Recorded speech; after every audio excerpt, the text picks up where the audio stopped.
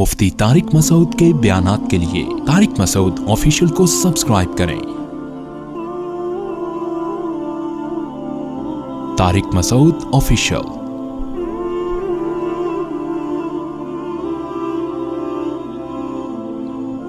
دوسری ہمیں گائیڈنس چاہیے روحانی اعتبار سے۔ کس اعتبار سے بھائی؟ روحانی اعتبار سے آپ کو گائیڈ کرتی ہے آپ کی کھوپڑی۔ کون گائیڈ کرتا ہے؟ بولو بھائی، کھوپڑی۔ عقل کو ہم پیار سے کھوپڑی کہتے ہیں، کیونکہ عقل کہنے میں وہ مزہ نہیں ہے جو کھوپڑی میں لفظ میں مزہ ہے نا۔ جس لفظ میں مزہ آ رہا ہے وہ تو بولے نا۔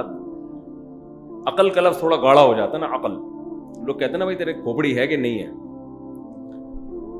روحانی اعتبار سے گائیڈ کون کرتا ہے ہمیں؟ بولو بھائی، عقل۔ وہ بتاتی ہے یہ صحیح ہے، جھوٹ بولنا کیا ہے؟ برا ہے، سچ بولنا کیا ہے؟ اچھا ہے۔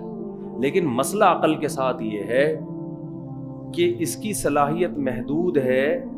دلائل سے یہ بات ثابت ہے کہ یہ روحانی اعتبار سے مکمل گائیڈ کرنے کی صلاحیت، بولو بھائی، نہیں رکھتی۔ یہ خود عقل ہی کا فیصلہ ہے اپنا۔ خود عقل یہ فیصلہ کر کے بتاتی ہے کہ میرے اندر صلاحیت محدود ہے، میں بہت جگہ ٹھوکریں کھاتی ہوں۔ آپ اگر عقل سے کچھ فیصلے کروا لینا، یہ جتنے دنیا میں جرائم ہو رہے ہیں نا، ہر مجرم کہیں نہ کہیں عقل استعمال کر کے اپنے آپ کو برحق ثابت کرنے کی کوشش کرتا ہے، ہر مجرم۔ آپ دیکھو یہ سیاسی لیڈر جو کرتے رہتے ہیں ہمارے قوم کے وسیع تر مفاد میں، پہلے وہ دائرہ اسلام سے خارج، پھر قوم کے وسیع تر مفاد میں اسی کو کیا لگایا ہوا ہے؟ گلے لگا ہوئے۔ تو وسیع تر مفاد ایک بہت زبردست خوشنما نعرہ ہے، کسی پہ بھی لے جا کے فٹ کر دو، ٹھیک ہے نا؟ کرتے رہتے لوگ۔ انگریز نے بوڑھے باپ کو اولڈ ہاؤس میں جمع کرا دیا۔ اس کی عقل یہ، حالانکہ کتنا ذہین ہے انگریز، اتنا ذہین ہے کہ چاند پہ پہنچ گیا، لیکن اس کی عقل یہی فیصلہ کر رہی ہے کہ بوڑھے پیرنٹس کو گھر میں رکھنا یہ عقل کے خلاف، کیونکہ انہوں نے اپنی جوانی گزار لی، عیاشی کر لی۔ اب یہ دوسرے انسانوں جو ان کی جس کو اولاد کہا جاتا ہے، ان کی عیاشی میں یہ رکاوٹ بننا یہ عقل کے خلاف۔ یہ کھانسیں گے بھی، ان کی خدمت بھی کرنی پڑے گی، تو بھائی اولڈ ہاؤس بناؤ، گورنمنٹ پالے، ہم سے ٹیکس لے، وہاں رہیں، یہ سنوکر کھیلیں، ڈبو کھیلیں، کیرم بورڈ کھیلیں، جو بھی کریں، یہ وہاں رہیں۔ اس کی عقل یہ کہہ رہی ہے، وہ کہہ رہے اس میں کیا حرج ہے بھائی؟ نہیں آ رہی میرے خیال ہے بات۔ وہ کہہ رہے اگر یہ ہم سور کا گوشت کاٹ کے کھاتے ہیں تو کیا جا رہا ہے اس میں؟ ایک صاحب نے کہا یہ ناپاک ہوتا ہے، انگریز نے کہا دھو کے کھا لو۔ کیسے کھا لو بھائی؟ چائنا نے تھوڑی اور ترقی کی، اس نے کہا جب سور ہی کی، کتے، چھپکلی، بندر، جو مرضی کھا لو۔ اب آپ عقل سے ثابت کر سکتے ہو کہ کتے انسانوں کے کھانے کی چیز نہیں ہے، عقل سے یہ تہذیب نہیں ہے ثابت۔ تہذیب کی ڈیفینیشن کیا ہے؟ نہیں آ رہی بات میرا خیال ہے۔ ایک دفعہ ایک ایتھیسٹ میرے پاس آیا اور کہنے لگا کہ یہ اسلام نے بیٹھ کے کھانے کا حکم کیوں دیا ہے؟ میڈیکلی تو اس میں کھڑے ہو کر کھاؤ، بیٹھ کے کھاؤ، کوئی فرق نہیں ہے۔ میں نے کہا آپ نے کپڑے کیوں پہنے ہوئے؟ میڈیکلی کپڑے پہن کے بیٹھو یا بغیر کپڑوں کے بیٹھو، کوئی فرق ہے اس میں؟ اگر ٹیمپریچر صحیح ہے کمرے کا، یا تو سردی ہو رہی ہے پھر تو کپڑے پہنے نا، ٹیمپریچر بھی صحیح ہے، نارمل ہے، تو کیوں بیٹھے ہوئے ہو؟ کسی ڈاکٹر سے لکھوا کے لاؤ کہ جو کپڑوں کے بغیر گھومتا ہے تو اس پہ فلاں بیماری حملہ کرتی ہے۔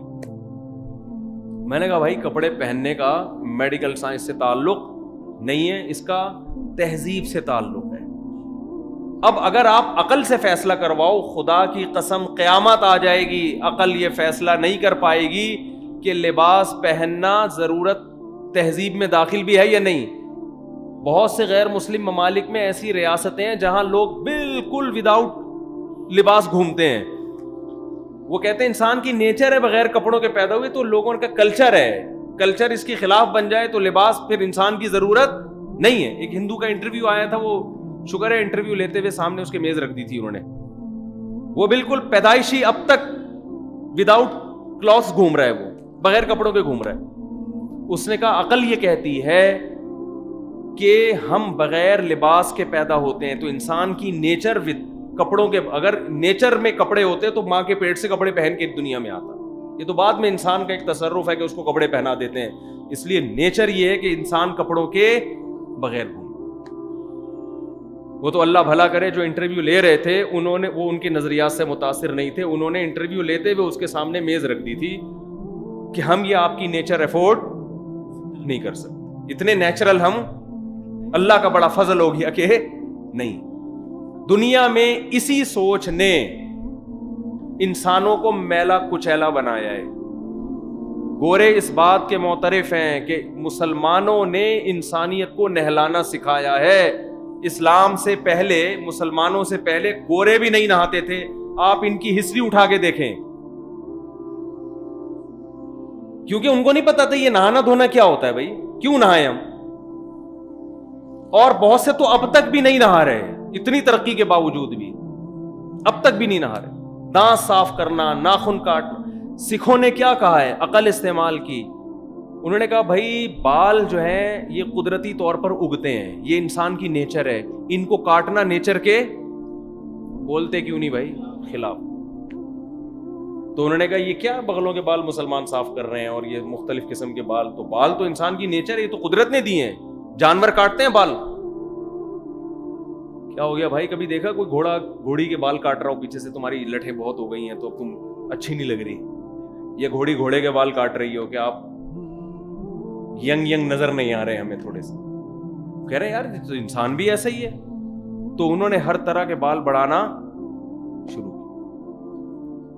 اور اللہ کی پناہ کہ جو رہے ہیں سرداروں کے ساتھ جن کے بال بڑے ہوئے ہوتے ہیں, وہ کہتے ہیں ایسی بدبو آتی ہے کہ اللہ کی پناہ. وہ ان کو عادت ہو چکی ہے, ان کو نہیں محسوس ہوتا ہوگا, لیکن بہرحال اب یہ ان کا ذاتی معاملہ ہے. بعض لوگ سکھ بھی بیان سنتے ہیں تو وہ خود ہی یہ جو ہے وہ ان کا مذہب ہے, اور ان کی عقل نے ان کو یہی سکھایا. یونائٹڈ نیشن میں بڑے بڑے دنیا کے ذہین لوگ بیٹھتے ہیں, انہوں نے ہومو سیکس پہ بات کی کہ یہ عقل کے کیسے خلاف. انہوں نے کہا یہ تو عقل کے خلاف نہیں, وہ بھی راضی یہ بھی راضی, تو جب آپس میں ایک دوسرے سے انجوائے کریں تو عقل سے فیصلہ کر سکتے ہو کہ یہ صحیح یا غلط ہے. 10 سال آپ لڑتے رہو گے, بحث کرتے رہو گے, عقل اس بارے میں اندھی ہو جائے گی, خاموش ہو جائے گی. وہ سوچتی رہے گی مگر کسی نتیجے پر نہیں پہنچے گی. زنا ہونا چاہیے یہ معاشرے میں, نکاح ہونا چاہیے. اگر آپ عقل سے فیصلہ کرو تو قیامت آ جائے گی, آپ نہیں فیصلہ کر سکتے. بھائی وہ لڑکی بھی راضی ہے, مرد بھی راضی ہے, تو کیا ہو رہا ہے اس میں, کیا حرج ہے؟ اچھا یہ لوگ وہاں قانون سازی کرتے ہیں جہاں ان کو یہ خطرہ ہوتا ہے کسی پہ ظلم نہ ہو جائے. حالانکہ اگر عقل سے فیصلہ کیا جائے تو جبری زنا بھی جائز ہونا چاہیے, کیونکہ جانور تو جبرن بھی کر رہے ہوتے ہیں یہ کام. لیکن وہاں آ کے کہتے ہیں دنیا میں فساد پھیل جائے گا. ورنہ عقل سے اگر آپ فیصلہ کرواؤ تو عقل تو یہاں بھی اس طرف بھی دلائل ہیں کہ جبر بھی جائز ہونا چاہیے. تو بہت سارے مواقع ایسے ہیں جہاں انسان کا بچہ اس وقت تک نہیں بن سکتا جب تک اس کو صحیح طور پر گائیڈنس نہ ملے. قرآن کا یہ دعویٰ ہے کہ انسان پیغمبروں کی تعلیمات کے بغیر انسان کا بچہ بن ہی نہیں سکتا. ایک حد تک آپ کی عقل آپ کو گائیڈ کرے گی, اس کے بعد عقل ہتھیار ڈال دے گی. وہ کہے گی بھائی مجھے نہیں پتا, مجھے کوئی بتائے گا اور میں اس کی تقلید کروں گا. اسی وجہ سے اللہ نے سب سے پہلے شخص کو پیغمبر بنایا ہے, آدم علیہ السلام کو. اگر دنیا میں ایک انسان پیغمبر کے بغیر آ جاتا, اس کے پاس ہدایت نہ ہوتی, وہ ٹھوکریں کھاتا کہ مجھے نکاح کر کے زندگی گزارنی ہے یا زنا کرنا ہے, اور اس کی عقل اس کو کبھی بھی نکاح کی طرف لے کر نہ آتی. آپ اگر جنگل میں کچھ لوگوں کو چھوڑ دینا, یہ ہمارے بعض ماہر نفسیات 1 نمبر کے پھینکو ہوتے ہیں. ایک ماہر نفسیات سے کسی نے پوچھا کہ نکاح دنیا میں کب رائج ہوا. مذہب کے پاس تو اس کا جواب آسان ہے کہ سب سے پہلے تو لوگوں میں نکاح ہی تھا, بعد میں زنا آیا. جیسے جیسے دنیا میں عقل پرستی کا دور آیا ہے نا, عقل استعمال کرنا شروع کی ہے, پیغمبروں کی تعلیمات سے دور ہوئے تو زنا عام ہوا ہے. آپ جتنا ماضی میں جائیں گے آپ کو نکاح کا رواج اتنا نظر آئے گا.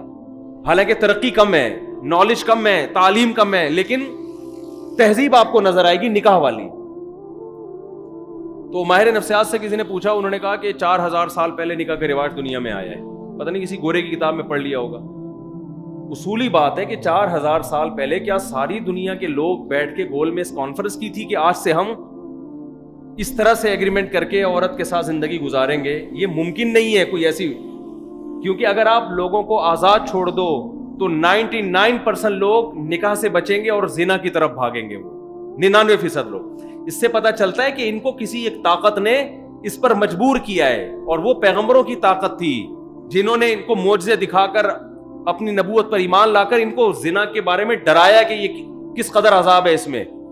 تو جتنا آپ ماضی کی طرف جائیں گے آپ کو مختلف قوموں میں نکاح کا رواج اتنا زیادہ نظر آئے گا، جتنا آپ مستقبل کی طرف جائیں گے یہ رواج آپ کو کم ہوتا ہوا نظر آئے گا. اس سے پتہ چلتا ہے کہ کوئی مینجمنٹ شروع میں تھی جس کے تحت یہ سارے کے سارے جمع تھے، اور قرآن یہی دعویٰ کرتا ہے کان الناس امۃ واحدہ، لوگ ایک مذہب پہ تھے. بعد میں دنیا میں بہت سارے مذاہب آئے ہیں، اور وہ ایک مذہب برحق مذہب تھا جس کو اسلام سے تعبیر کیا جاتا ہے، وہ پیغمبروں کی تعلیمات تھیں. تو انسان کے کو صحیح اور غلط کی تمیز پیغمبروں کے بغیر نہیں مل سکتی، ناممکن ہے. وہ نہا نہیں سکتا، اس کو نہانا پیغمبروں نے سکھایا ہے، وہ لباس پہننا پیغمبروں نے سکھایا، ناخن کاٹنا پیغمبروں نے سکھایا، فطرت پہ قائم رہنا پیغمبروں نے سکھایا، کیا کھانا ہے کیا نہیں کھانا یہ کس نے سکھایا ہے. یہ جب خود سیکھنا شروع کیا تو آپ دیکھو کتے بلی بھی کھانا شروع کر دیے اس نے، اور کتے بلی تک اکتفا کیا ہوا ہے قانون کی وجہ سے. اگر آپ قانون کی گرفت تھوڑی سی ڈھیلی رکھیں تو انسانوں کو بھی کھانا شروع کر دیں گے، اور کھایا جاتا ہے. اور عقل یہ کہتی ہے کہ انسان اگر انسان کو کھا لے تو اس میں کوئی حرج بولو بھائی نہیں ہے، کیونکہ جب آپ مری گئے تو قبر میں کیڑوں نے بھی کھا لینا ہے، تو بہتر نہیں کسی وسیم بھائی کو کھلا دو. آپ لوگ کی سمجھ میں نہیں آ رہا تو باقی کس کی سمجھ میں آئے گا بھائی. عقل سے آپ فیصلہ کر سکتے ہو کیا؟ یہ کوئی اگر عقل کو لے آئے درمیان میں اور بحث کرنا ہم شروع کر دیں، بھائی ایک آدمی کا انتقال ہو گیا، اب قبر میں ڈالو گے یا آگ میں جلاؤ گے یا کوؤں کو کھلاؤ، گدھوں کو پارسی لوگ کھلاتے ہیں، تو کسی نے کھانا ہی ہے نا. قبر میں بھی جو مٹی کھاتی ہے تو پہلے تو کیڑے کھاتے ہیں. تو یار ویسے ہی دنیا میں گوشت کی کمی ہے، جو سے ایک دعویٰ، حالانکہ کمی ومی کسی چیز کی نہیں ہے، لیکن ایک فرض کر لو بقرعید میں مسلمان اتنے کروڑوں جانور کاٹ دیتے ہیں تو پورے سال گوشت اور انسان کا گوشت فل آف پروٹین، تو کیا ہی اچھا ہوگا کہ جن صاحب کا انتقال ہوا ہے آپ ان کے قتلے بنا کے چانپے وانپے بنا کے کھا لیں، تو کیا جا رہا ہے؟